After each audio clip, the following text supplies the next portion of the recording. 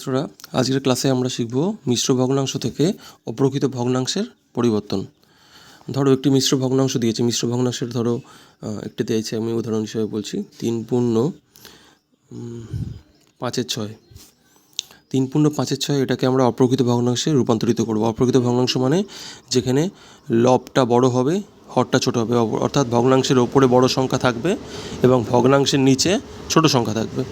তাহলে কী করে করব? এটা সমান হবে, নিচে লিখলাম 6, হরে 6 থাকলো, ও লবে হবে দেখো ভালো করে 3-এর সাথে 6 গুণ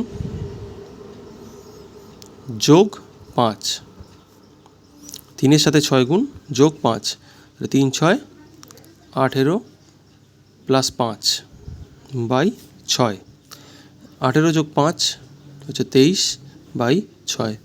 তাহলে দেখো অপ্রকৃত ভগ্নাংশে পরিবর্তন হয়ে গেল।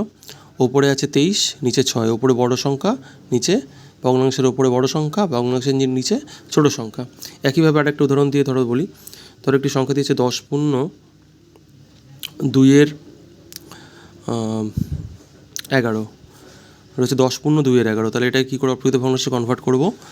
তাহলে কী করছি, নিচে লিখলাম 11, ওপরে লিখছি 10-এর সাথে 11-র গুণ, 10 গুণ 11 যোগ 2।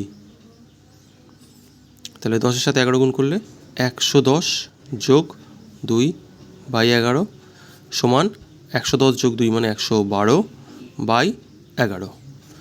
তো বিষয়টা খুবই সহজ, মিশ্র ভগ্নাংশ থেকে অপ্রকৃত ভগ্নাংশে পরিবর্তন। নেক্সট ক্লাসে আমি উল্টোটা করাবো, অপ্রকৃত থেকে মিশ্র ভগ্নাংশে পরিবর্তন। তো আজকে এই ছোট্ট ক্লাসে এটুকুই থাকলো। হোমওয়ার্ক হিসাবে তোমাদের আমি 4টে হোমওয়ার্ক দেবো, এই জায়গাটা নোট করবে হোমওয়ার্কগুলো। হোমওয়ার্কটা হচ্ছে আজকে ধরো 5/2/8 এটা কনভার্ট করবে অপ্রকৃত থেকে মিশ্র থেকে অপ্রকৃততে। তারপর হচ্ছে ধরো একটা দিই 100/2/9, 50/1/20 আর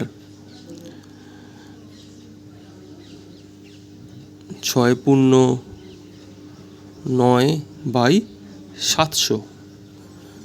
তা এই 4টে দিলাম আজকের হোমওয়ার্ক।